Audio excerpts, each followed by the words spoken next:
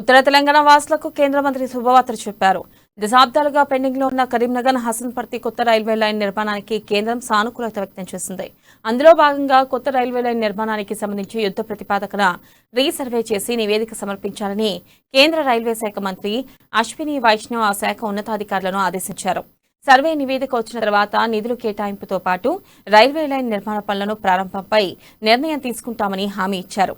Telangana BJP అధ్యక్షుడు బండి సంజయ్ ఢిల్లీలో railway శాఖ మంత్రి అశ్విని వైష్ణవ్ ను కలిసి కరీంనగర్ హసన్పర్తి రైల్వే లైన్ నిర్మాణానికి సంబంధించి వినతిపత్రం అందజేశారు.